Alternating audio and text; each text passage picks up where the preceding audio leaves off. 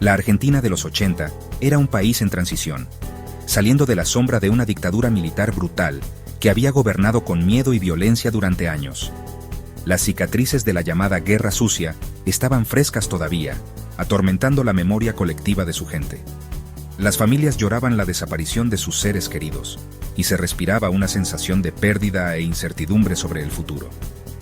La sociedad estaba profundamente marcada por el trauma de la Guerra Sucia, un periodo signado por secuestros, tortura y el silenciamiento de la disidencia. Mientras el país intentaba sanar, las heridas eran profundas, afectando todos los aspectos de la vida argentina. La transición a la democracia era frágil, y el miedo seguía en el aire. La gente miraba discursos políticos en televisores parpadeantes, con la esperanza de estabilidad, pero preparándose para la desilusión. La confianza en las instituciones era baja, y muchos se preguntaban si un verdadero cambio era posible. La delincuencia empezó a aumentar a medida que la inestabilidad económica y el malestar social se afianzaban. Los secuestros extorsivos se convirtieron en una triste realidad, especialmente entre la élite adinerada, que era vista como un blanco fácil en una sociedad donde las fuerzas del orden a menudo eran impotentes o cómplices. En este clima de miedo y sospecha, la familia Puccio parecía normal por fuera, como cualquier otra familia tratando de sobrevivir en tiempos turbulentos. Pero a puertas cerradas ocultaban un secreto escalofriante que conmocionaría al país. Liderados por el manipulador y calculador patriarca, Arquímedes Puccio, la familia orquestó una serie de secuestros extorsivos, apuntando a sus vecinos y conocidos ricos. Sus crímenes fueron meticulosamente planeados, y toda la familia se vio envuelta en la red de engaño y violencia. El clan, dirigida por Pablo Trapero, se adentra en la caída en la oscuridad de la familia Puccio. La película recrea magistralmente la atmósfera tensa de la época, combinando hechos reales con drama psicológico para explorar cómo la gente común puede volverse cómplice de una maldad extraordinaria. La película es más que un thriller policial.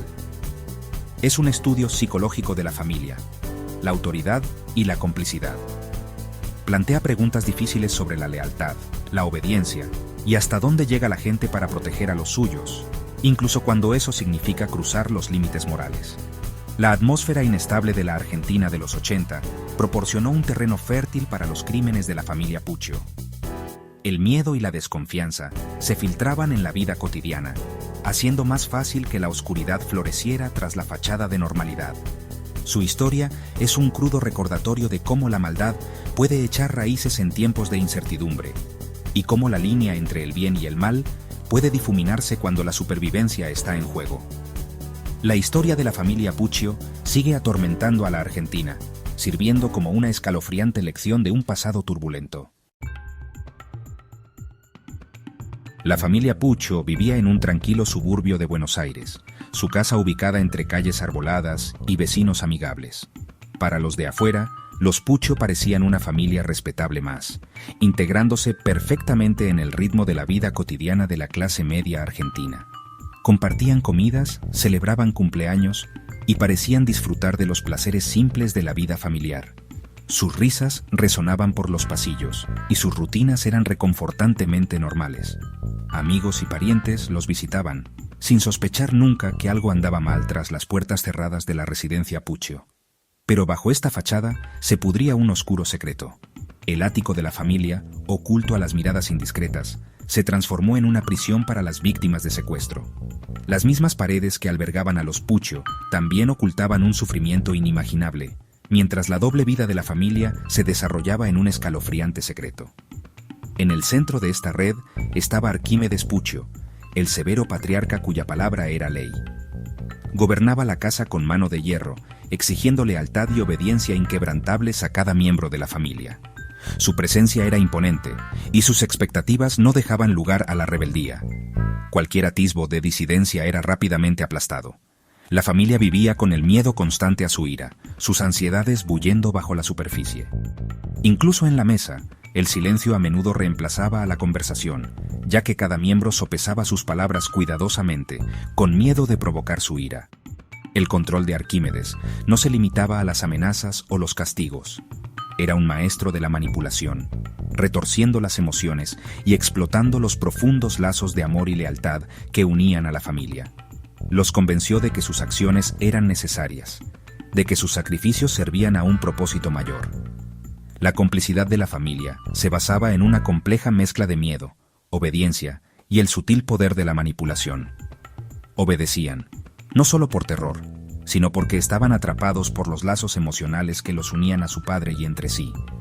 Al final, la casa de los Puccio se convirtió en un escalofriante ejemplo de cómo el control absoluto puede corromper incluso los vínculos más estrechos, convirtiendo un lugar de amor y seguridad en una casa de secretos, miedo y traición. Arquímedes Puccio era un maestro de la manipulación, un hombre cuya sola presencia parecía imponer atención y respeto.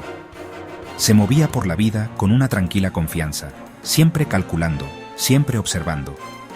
Para quienes lo conocían, parecía un ciudadano modelo, reservado, inteligente y profundamente comprometido con su familia. Pero bajo esta fachada cuidadosamente construida, se escondía una realidad mucho más oscura. Las habilidades de Puccio se perfeccionaron durante sus años como agente de inteligencia, donde aprendió el arte del engaño, la vigilancia y la manipulación psicológica. Estas experiencias moldearon su visión del mundo, enseñándole a leer a la gente, a explotar sus debilidades y a pasar desapercibido a plena vista. Se convirtió en un experto en camuflarse, utilizando sus conocimientos para manipular las situaciones a su favor. En público, Arquímedes proyectaba una imagen de respetabilidad inquebrantable. Era el vecino amable, el padre devoto, el hombre en quien todos confiaban. Esta doble vida hizo que su eventual descubrimiento fuera aún más impactante para quienes lo rodeaban, ya que nadie podía imaginar los secretos que guardaba tras las puertas cerradas. En casa, sin embargo, la atmósfera era totalmente distinta. Puccio gobernaba su hogar con mano de hierro, utilizando el miedo y sus supuestas conexiones con gente poderosa para mantener a su familia a raya. A menudo les recordaba los peligros que acechaban a cualquiera que se atreviera a contrariarlo, inculcando una sensación de pavor que impregnaba cada interacción. La manipulación emocional era su arma preferida. En un momento, colmaba a su familia de afecto, haciéndolos sentir valorados y queridos. Al siguiente, estallaba en una ira repentina, dejándolos confundidos y temerosos. Este ciclo impredecible de calidez y hostilidad mantenía a todos en vilo, sin saber qué esperar. La incertidumbre constante creaba un ambiente en el que su familia estaba desesperada por su aprobación, siempre esforzándose por evitar su ira y recuperar su afecto. Quedaron atrapados en un ciclo implacable, incapaces de liberarse de su control psicológico. Con el tiempo, esta red de miedo y culpa se fue estrechando, aislando a cada miembro de la familia y haciendo que la huida pareciera no solo difícil, sino imposible. El coste emocional fue inmenso, dejándolos con una sensación de impotencia y soledad.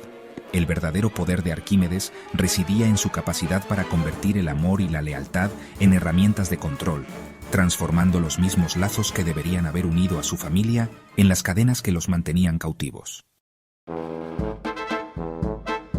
Los crímenes de la familia Puccio revelan cómo incluso la gente común puede volverse cómplice de actos malvados.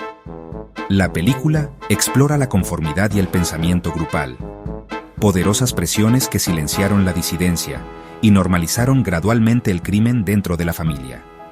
Arquímedes establecía las reglas estrictas de la familia, y sus hijos, especialmente Alejandro, se sentían obligados a obedecerle.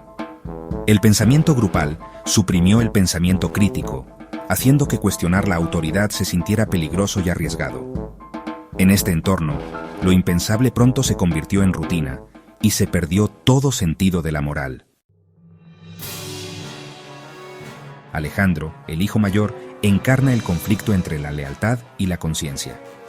Estrella del deporte y estudiante de derecho, se debate entre el amor a su familia y el horror por sus crímenes. Su lucha interna es un poderoso ejemplo de disonancia cognitiva, atrapado entre valores opuestos. El viaje de Alejandro muestra cómo incluso una moral fuerte puede ser erosionada por la presión familiar y el miedo. Su historia es un inquietante recordatorio del coste psicológico de la complicidad. Los crímenes de la familia Puccio salieron a la luz en 1985, conmocionando a la Argentina y destruyendo su fachada de normalidad. Su arresto los convirtió de ciudadanos respetados en parias, condenados por la sociedad. El estigma de sus actos persistió, marcándolos mucho después de sus condenas. Su historia advierte sobre los peligros de la obediencia ciega y la naturaleza seductora del poder. Es una lección sobre la importancia de cuestionar la autoridad, incluso dentro de la propia familia. El clan es más que una historia de crímenes. Es una escalofriante mirada al lado oscuro de la familia y la moral. La película nos insta a examinar nuestras propias familias y comunidades en busca de las semillas de la conformidad y la obediencia. Nos desafía a resistir la normalización del mal y a valorar la responsabilidad individual. El clan perdura en la mente, recordándonos que las decisiones que tomamos frente a la autoridad pueden definirnos.